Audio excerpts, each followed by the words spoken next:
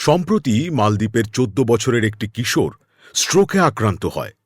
মালদ্বীপের প্রত্যন্ত দ্বীপ থেকে তাকে জরুরি ভিত্তিতে হাসপাতালে নিয়ে যেতে হবে। ভরসা ভারতের এয়ার অ্যাম্বুলেন্স। কিন্তু মালদ্বীপের ভারত বিদ্বেষী নতুন প্রেসিডেন্ট মুইজ্জু ভারতের এয়ার অ্যাম্বুলেন্স ব্যবহার করতে দিতে চান নাই। ফলে মুইজ্জুর জেদে প্রাণটাই চলে গেল অসুস্থ কিশোরের মৃত্যুর পর মালদ্বীপের সংসদ সদস্য মিকালি নাসিম ক্ষোভ প্রকাশ করে বলেছেন, আমাদের প্রেসিডেন্টের ভারত বিদ্বেষ চরিতার্থ করার জন্য এইভাবে দেশের মানুষকে প্রাণ দিতে হচ্ছে, এটা কি ঠিক হচ্ছে? অবশ্য কিশোরের মৃত্যুতে মুইজ্জুর কিছু যায় আসে না, কারণ তার নিজের সন্তান তো মারা যাচ্ছে না। কিন্তু যার সন্তান চিকিৎসা না পেয়ে মারা গেল, তিনি বুঝতে পারছেন সন্তান হারানোর ব্যথা কাকে বলে। কথায় আছে, জান বাঁচানো ফরজ। পবিত্র কুরআন শরীফে জান বাঁচানো ফরজ কথাটি সরাসরি আসেনি। সূরা বাকারার ১৯৫ নম্বর আয়াতে বলা হয়েছে, তোমরা নিজেরা নিজেদের সর্বনাশ করো না। এ আয়াত থেকে ইসলামী বিশেষজ্ঞরা বলেছেন, আত্মরক্ষা বা জান বাঁচানো ফরজ। আমার কিংবা আমার সন্তান ও স্ত্রী স্বজনের জীবনের মূল্য অন্যের কাছে নাও থাকতে পারে, কিন্তু আমার কাছে সবার আগে। কথায় আছে, স্বাস্থ্যই সকল সুখের মূল।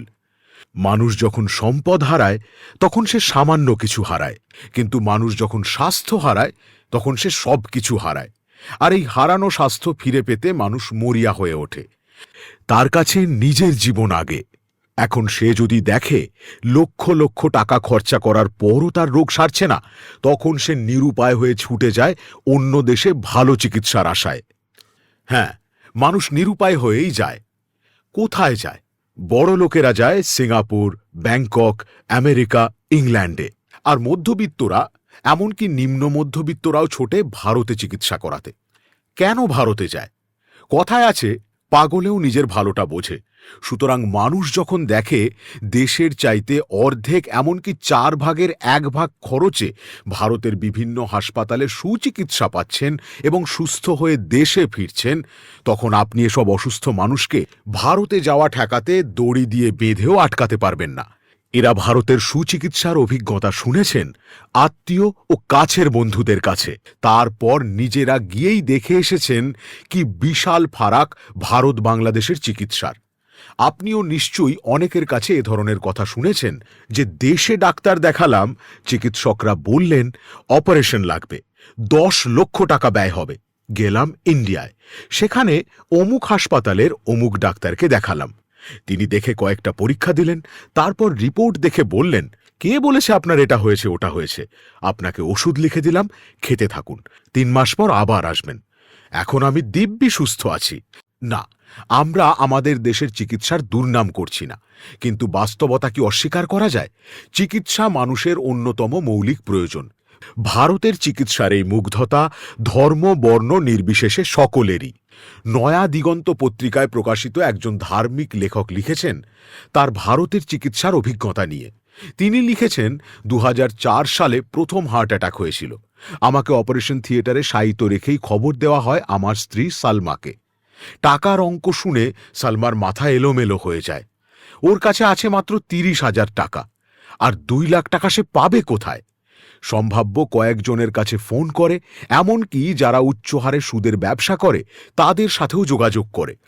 কোথাও ইতিবাচক সাড়া না পেয়ে ডাক্তার সাহেবের কাছে বলেন, আপনি এক কাজ করেন, টাকার জন্য আমাকে 24 ঘন্টা সময় দেন, আমি 24 ঘন্টায় আপনার টাকা শোধ করব।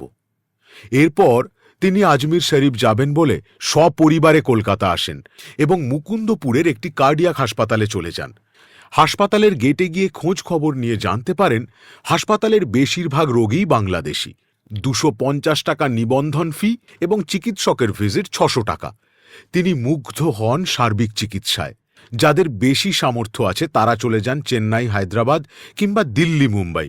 স্ট্রোকের, হার্টের, ইউরোলজি কিংবা ক্যান্সারের নির্ভরযোগ্য ও কম ব্যয়বহুল ভালো চিকিৎসার জন্য এরা ভারতে ছুটে আসেন। চিকিৎসার পাশাপাশি ঘোরাঘুরিরও কাজটি হয়ে যায়। একেই বলে মেডিকেল ট্যুরিজম। এজন্য ভারতের মেডিকেল ভিসা পেতে ভারতের ভিসা সেন্টারগুলোতেও দীর্ঘ লাইনে ক্লান্ত হন না কেউ। হাপ ইত্তেশ করেও অপেক্ষায় থাকেন কবে ভিসা হবে। কেন? তার তরতাজা উদাহরণ জানেন 27 লাখ মানুষ।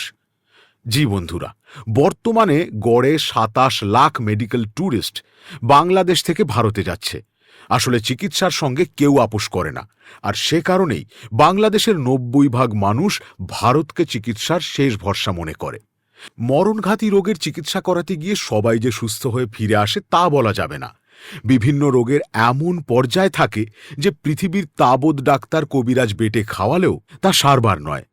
কিন্তু এ কথাও সত্যি, প্রতি বছর লাখ লাখ লোক দেশের চিকিৎসায় হতাশ হয়ে ভারত গিয়ে সুস্থ হয়ে আসছেন। C2 ম্যাকেনজির রিপোর্ট অনুসারে ভারতে রয়েছে অসংখ্য বিশ্বমানের চিকিৎসক পেশাজীবী, আধুনিক প্রযুক্তি ও অবকাঠামো সহ মেডিকেল প্রযুক্তি, যা যুক্তরাষ্ট্রের ফুড অ্যান্ড ড্রাগ অ্যাডমিনিস্ট্রেশনের সবগুলো মানের সঙ্গে সঙ্গতিপূর্ণ। আমরাও গভীরে গিয়ে বুঝতে চেষ্টা করেছি কেন এদেশের লাখ লাখ মানুষ ভারতের চিকিৎসায় ভরসা পায়। ভারতের চিকিৎসা বিশ্বমানের এবং সাশ্রয়ী। তাই শুধু বাংলাদেশ নয়, এমনকি খোদ যুক্তরাষ্ট্র, কানাডা এবং যুক্তরাজ্য থেকেও কেউ কেউ চিকিৎসা নিতে ভারতে আসে। একই মানের চিকিৎসায় যুক্তরাষ্ট্রের তুলনায় ভারতে চিকিৎসা খরচ মাত্র ৬ থেকে ২১%। এছাড়াও মধ্যপ্রাচ্য ও আফ্রিকা থেকেও শত শত মানুষ ভারতে আসে চিকিৎসার স্বার্থে। একজন জটিল রোগে আক্রান্ত ব্যক্তির আত্মীয় পরিজন আপনাকে বাঁচাতে সর্বোচ্চ আত্মত্যাগ করে, অথচ এই চিকিৎসার সুযোগটুকু নিয়েও রাজনৈতিক কারণে এক শ্রেণীর ভারত বিদ্বেষী মানুষ ভারত বয়কটের কথা বলছে, ষড়যন্ত্র করছে। আমরা দেখতে পাচ্ছি মানুষের জীবন মাল নিয়ে গভীর ষড়যন্ত্র করছে কিছু মতলববাজ গোষ্ঠী। মানুষ মারা গেলে এদের কিছুই যায় আসে না। সাধারণ মানুষকে এসব মতলববাজরা ঘুঁটি বানাচ্ছে আর দূরে বসে অট্টহাসি দিচ্ছে, ইউটিউবে ডলার কামাচ্ছে। মানুষের জীবন মরণের প্রশ্ন নিয়েও এরা ফায়দা লুটতে কুণ্ঠাবোধ করছে না। তবে মানুষকে চিরকাল বোকা বানিয়ে রাখা যায় না।